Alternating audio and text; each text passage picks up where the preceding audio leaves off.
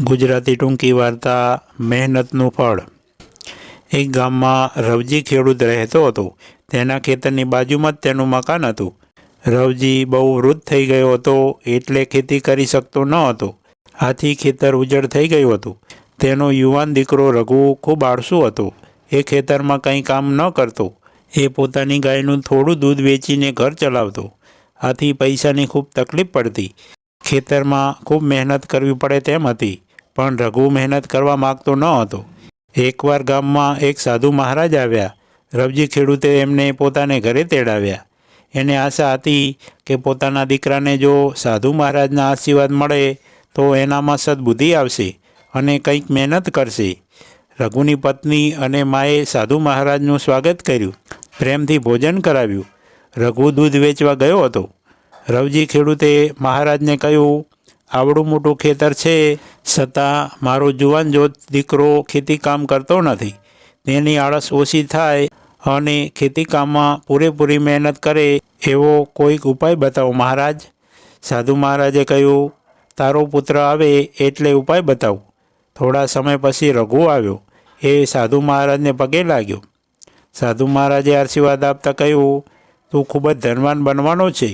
રઘુ કહે, પણ અમારી પાસે એક જ ગાય છે, તેના દૂધમાંથી કોઈ આવક થતી નથી, તો આવી સ્થિતિમાં ધનવાન ક્યાંથી થઈ શકીશ?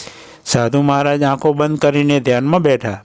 થોડી વાર પછી રઘુને કહ્યું, તારા ખેતરમાં કોઈ જગ્યાએ ખજાનો દટાયેલો છે, તું જમીન ખોદીને તપાસ કર। ખજાનો મળતાં જ તું ધનવાન બની જઈશ। સાધુ મહારાજ તો રઘુને ખજાનાની લાલચ આપીને જતા રહ્યા। રઘુ તો ખજાનો શોધવા માટે રોજ ખેતરમાં ખોદકામ કરવા લાગ્યો। તેણે વધારાનું ઘાસ અને જાડી ઝાંખરા કાપી નાખ્યા। ધીમે ધીમે આખું ખેતર ખેડી નાખ્યું, પણ ક્યાંય ખજાનો ના મળ્યો। તેના પિતાએ સલાહ આપી, બેટા, ખેતર ખેડાઈ જ ગયું છે તો થોડું અનાજ વાવી દઈએ। રઘુએ જુવાર અને બાજરી વાવી દીધા। આખું ખેતર રળિયાળું થઈ ગયું। થોડા મહિનાઓમાં ઘણું અનાજ ઉગી ગયું। રઘુને ઘણી આવક થઈ। તેણે હવે નક્કી કરી લીધું કે હવે તો ખેતી જ કરવી છે। રવજીને હવે સાધુ મહારાજની ખજાનાની વાત સમજાઈ ગઈ। રઘુને મહેનત કરવાથી અનાજના રૂપમાં ખજાનો મળી ગયો હતો। એને મહેનતનું મહત્ત્વ સમજાઈ ગયું। ધીમે ધીમે આવક વધતા રઘુએ મોટું મકાન બનાવી લીધું।